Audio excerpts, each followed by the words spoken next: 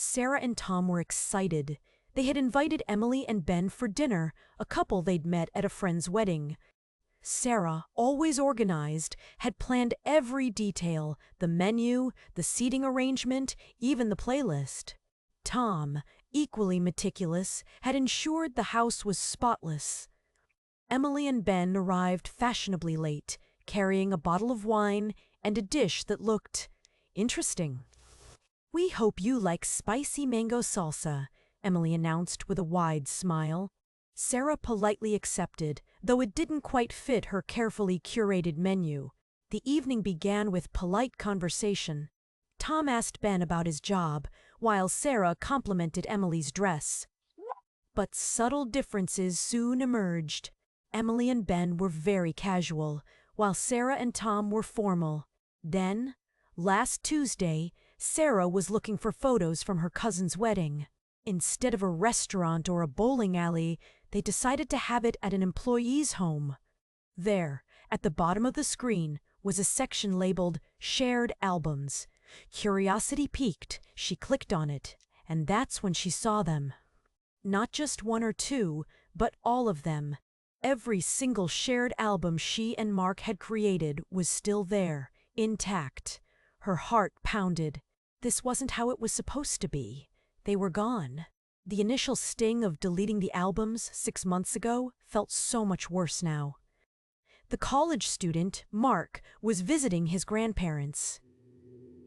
The artist, Emily, was looking for inspiration. And the quiet guy, David, was an archaeologist on his way to a dig site. Even the grumpy old man, Mr. Henderson, turned out to be a retired teacher with a surprisingly funny sense of humor. We ended up playing card games, sharing travel tips, and even singing karaoke badly until late into the night. It was actually fun. I learned that Sarah was running from a bad relationship. Mark was struggling with his studies, Emily felt lost in her career, David had a lifelong passion of ancient history, and Mr. Henderson missed his late wife. But as the night went on, I noticed something strange. David kept getting these cryptic phone calls and whispering into his phone.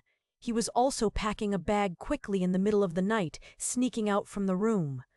He claimed to be going to buy a water bottle.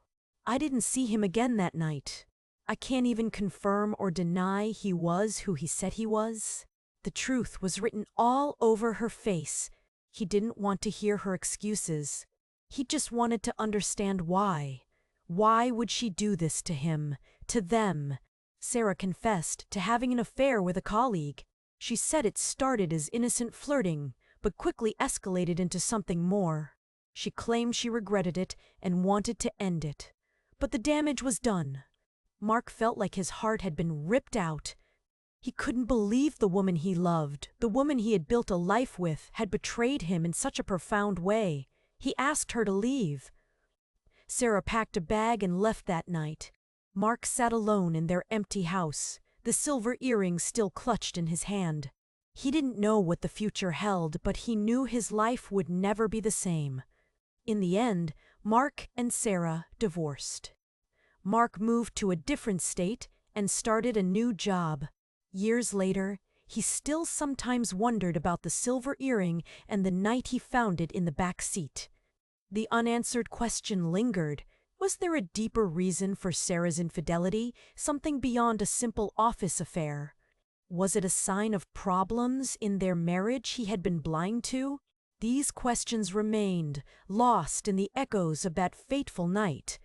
If you enjoyed this story, please like, share, and subscribe for more true stories of life and relationships. Your support helps us bring these stories to life. CT say.